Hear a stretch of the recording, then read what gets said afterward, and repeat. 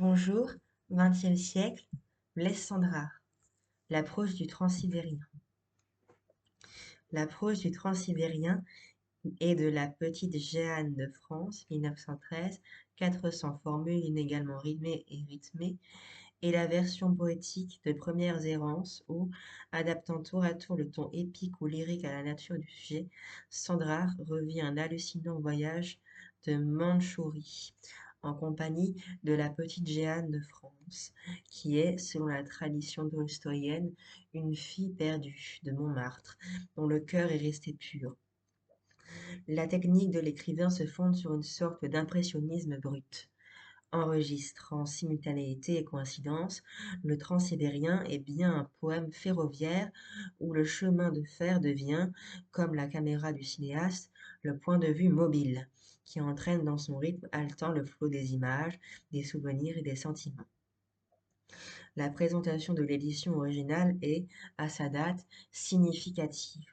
Sous la forme d'un dépliant long de 2 mètres, elle offre une bande de couleurs simultanées due à Sonia Delaunay, la femme du peintre ami également d'Apollinaire. Ces couleurs débordent sur le texte formé de groupements typographiques divers. L'ensemble, qui tend à la symphonie, semble appeler la musique d'Honegger dans Pacifique 231. En ce temps-là, j'étais dans mon adolescence. J'avais à peine 16 ans et je ne me souvenais déjà plus de mon enfance. J'étais à 16 000 lieues du lieu de ma naissance. J'étais à Moscou, dans la ville des 1003 clochers et des 7 gares. Et je n'avais pas assez des 7 gares et des 1003 trous.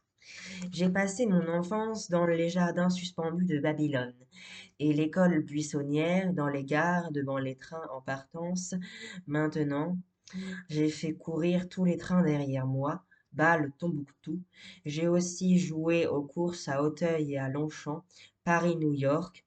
Maintenant, j'ai fait courir tous les trains tout le long de ma vie, Madrid-Stockholm, et j'ai perdu tous mes paris.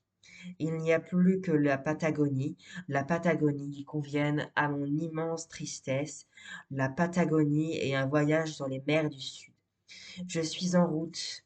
J'ai toujours été en route. Je suis en route avec la petite Jeanne de France. Le train fait un saut périlleux et retombe sur toutes ses roues. Le train retombe sur ses roues. Le train retombe toujours sur toutes ses roues. Dis, Blaise, sommes-nous bien loin de Montmartre? Les inquiétudes, oublie les inquiétudes. Toutes les gares lézardées oublient sur la route. Les fils téléphoniques auxquels pendent les poteaux grimaçants qui gesticulent et les étranglent. Le monde s'étire, s'allonge et se retire comme un harmonica qu'une main sadique tourmente. Dans les déchirures du ciel, les locomotives en furie s'enfuient, et dans les trous, les roues vertigineuses les bouches, les voix.